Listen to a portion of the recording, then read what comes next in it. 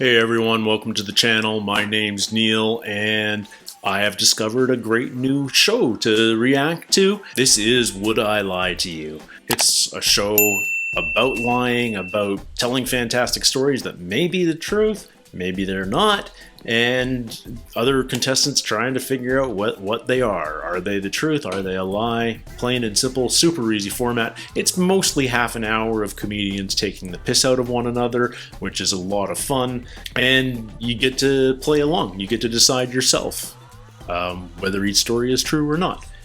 I had a blast with the first episode. I'm excited to see more. My understanding of the format is Lee Mack and one other guy are sort of perpetual contestants. They play every game, and then the other 4 spots are rotated in and out every episode. I think that's the format. I might be completely off base, but I'm looking forward to seeing another episode and seeing if I'm right. Not really much more to talk about, so let's just jump right in and have some fun. This is episode 2 of series 14 of Would I Lie to You? On Lee Mack's team tonight, a 7 times world snooker champion. It's Stephen Hendry. It's Maisie Adam. Discovered during a modelling talent search. Well, weren't we all? It's Laura Whitmore. Who used to work in a call centre, so if he doesn't make you laugh, at least he can help with your PPI. It's Chris McCausland. Once again, I don't recognize anybody. Chris, you are first up. Okay, well, I'm still blind. Neither of my PPIs work. David, would you save us all a lot of time and read my card out for me, please? Yes, gladly. During lockdown, I bought a pogo stick to use as a home school teaching aid. When we did homeschooling, we split up the tasks. I was in charge of PE and maths, and my wife was in charge of reading and art for obvious reasons. So he's legit blind, okay. And I could consolidate all of my teaching efforts into one tidy little package of minimal effort. So I invented pogo maths. Well, I mean, it does help if you can use a pogo stick first, so you have to get over that hurdle, but that's, you know... You have to get over a hurdle as well. That's extreme pogo. 8 minus 5. OK. The problem I've got now is if I bounce and fall off after, say, 2, you don't know if I'm bad at pogo or bad at maths. I feel like Taskmaster should incorporate pogos now. I'll try and jump up onto that. How about that? Oh, this is... Don't do it! 1, 2, 3, 4, 5, 6, 7. Oh! That reminds me of his bucket flinging, not exactly the most well-balanced man. Do you think he's telling the truth? Yes. What do we think? I buy it. I think it's true that Chris is lazy. I'm not really blind, it just gets me out of doing things. Pogo Maths, copyright, Chris McCausland, 2020. True. Oh. I buy it. I buy it. Before every World Championship final, I used to give a motivational team talk to my snooker cue, or as I called him, Sir Potts-a-lot. That's true. I just hope it's true. Oh. You're in the dressing room, ready to go out, you've done your practice, and it's just, come on, it's me and you today. You and I get to the table, we're just going to pot every ball. We're going to a genuine 7-time world snooker champion. I believe it. I believe it. Top athletes are psycho, extreme A-type personalities. I do believe it's true because I think it's the kind of thing that successful sportsmen do. Exactly. They have these little quirks and it's what makes them amazing. And Stephen was amazing. Thank you. I buy it. I buy it. I just feel like no one else could get that excited about a stick. So I think... I'm pretty lost without my stick. Have you given your stick a name, though? Sir Fines a lot. It was a name, actually, my granny gave it to, so... I have to say, if this is a lie, I'm going to totally reevaluate you as a human being. Yeah, I think it's the truth. So it's either true or it is a diabolical lie. It was a diabolical lie. Whoa! Wow, he had me.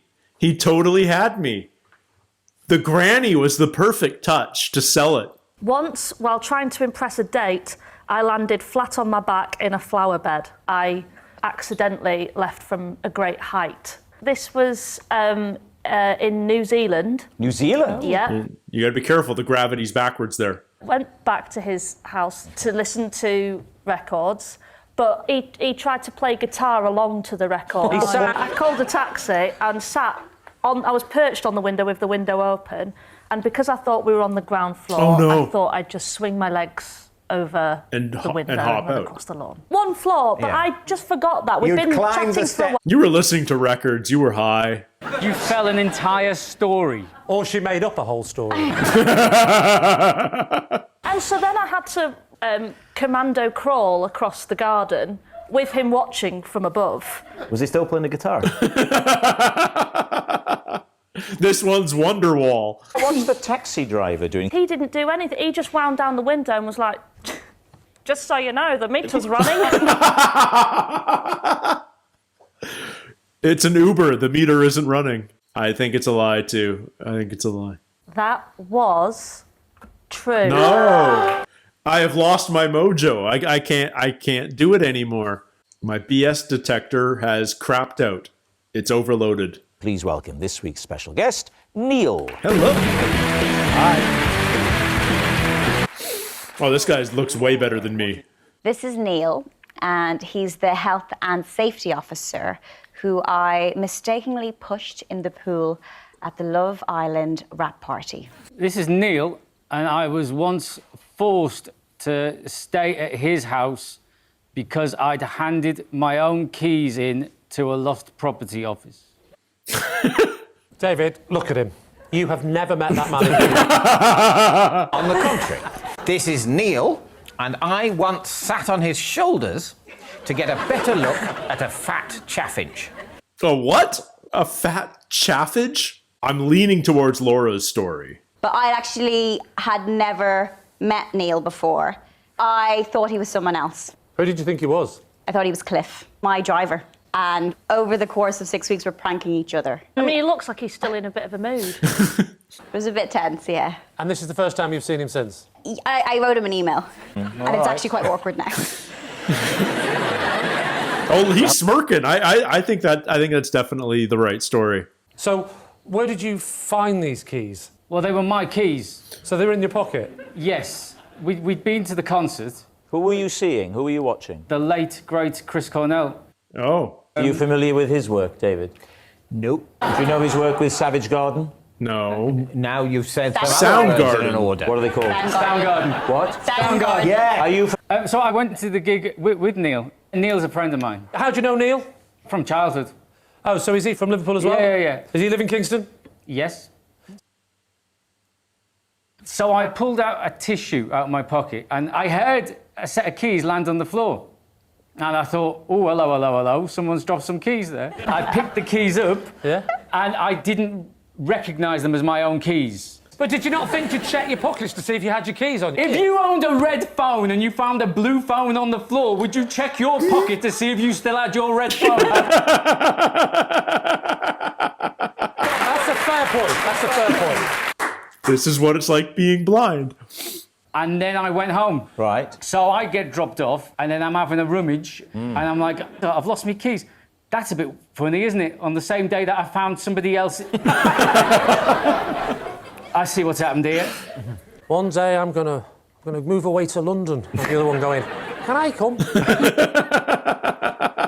course you can, Neil. You can look after the keys. Is there a breed called the fat chaffinch? No, this was a rotund example. It was sort of up in a tree. Oh, this is a type of bird. And Neil was keen for me to get a good look I'm at like, it. what on earth is this thing?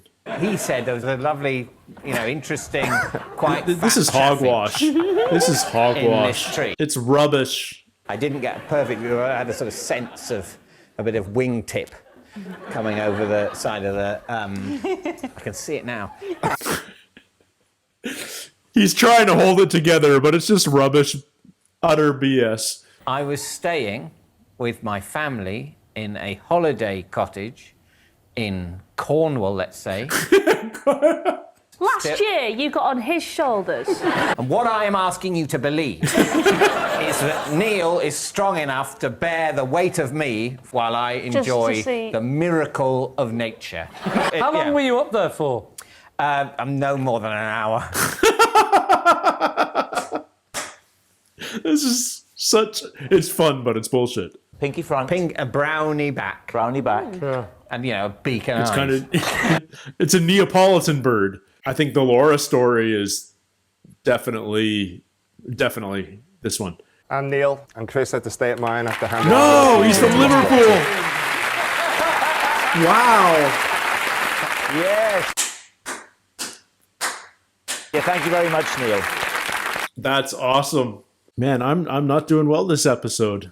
For the last 6 months, I've been secretly liaising with David's wife behind his back. What? Wait, what? I mean, I'm interested to know what that means. Look at David's face. He looks genuinely concerned. This is Victoria Corrin Mitchell, just in case people don't know. Oh, she's going to be on Taskmaster 12. That's her husband. Oh. What was the question that you asked? What was, interestingly, her answer? So you've sent her a quiz question. Let's say that. So all this is, everyone. David, you should probably answer this more than either of us because you know Victoria quite well, I hope. Well, I thought I did. It is true. Yes! Time is up. It's the end of the show, and I can reveal that Lee's team have 2 points and David's team have 3 points. Which is really almost irrelevant. It's just fun. Yeah, it's just fun. And they're great stories. I didn't do nearly as well this episode as I did in the first one. I think I thought I was like all dialed in, and turns out I was just lucky because I can't figure out who's telling the truth and who's telling a lie when these stories are happening, because these are some bonkers stories. David couldn't keep a straight face about the shoulder riding Finch story, so I knew that wasn't a lie, but I bought the rap party pool push as opposed to the Soundgarden key story, and I'm not sure why. He looked like a behind the scenes film guy. I know guys in the business that look like that, and yeah, it just rung true. But man, I like the show. It's fun, it's entertaining, it's light, and I obviously know Lee fairly well after watching series 11 of Taskmaster. I don't believe that I know David from anything, so I want to learn more about him. They've got an interesting dynamic, those two. They've worked together for a long period of time, and apparently they play Trivial Pursuit with one another's wives.